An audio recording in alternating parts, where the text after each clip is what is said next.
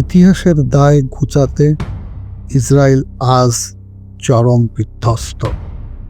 আমেরিকার হাত ধরে টিকে থাকার আপ্রাণ লড়াই চালিয়ে যাচ্ছে।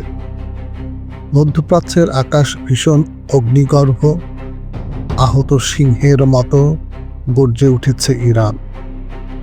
ইসরায়েলের দখলদারিত্বমূলক আক্রমণের পাল্টা জবাব দিয়ে যাচ্ছে ইরান। প্রতিটি বিস্ফোরণের শব্দ যেন শুধু সীমান্ত নয়, কাঁপিয়ে দিচ্ছে বৈশ্বিক রাজনীতির ভিত। ইসরায়েলের একপেশে দখলদারিত্ব দিন দিন বেড়েই চলেছে। সিরিয়া, লেবানন, গাজা, দীর্ঘদিন ধরেই এই অঞ্চলগুলো ছিল ছায়াযুদ্ধের মঞ্চ। এখন পরিস্থিতি যেন সরাসরি মুখোমুখি সংঘর্ষে রূপ নিয়েছে আমেরিকার প্রত্যক্ষ অংশগ্রহণে। বিশ্লেষকরা বলছেন, এই যুদ্ধ কেবল সামরিক শক্তির প্রদর্শন নয়, এটি কৌশলগত যুদ্ধ।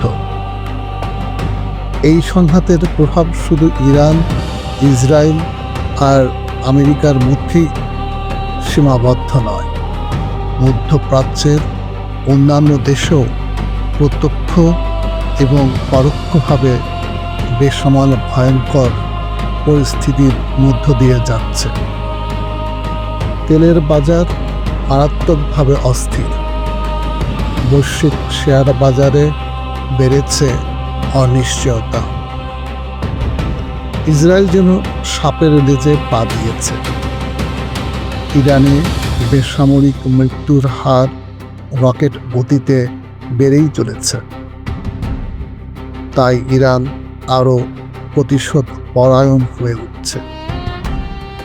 যুদ্ধ দীর্ঘায়িত হলে বিশ্বজুড়ে মারাত্মক মানবিক বিপর্যয় নেমে আসবে। হাজারো সাধারণ মানুষ আতঙ্কে দিন কাটাচ্ছে। সাইরেনের শব্দে ঘুম ভাঙছে ইসরায়েলবাসীদের। আগামী দিনগুলো নির্ধারণ করবে মধ্যপ্রাচ্য কি আরও অগ্নিগর্ভ হবে, নাকি কূটনীতির পথে ফিরবে শান্তির আলো। আপনার কি মনে হয়, এই সংঘাত কোথায় গিয়ে থামবে?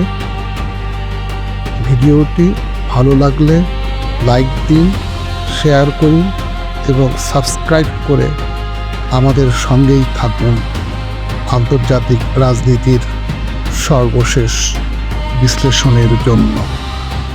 ধন্যবাদ।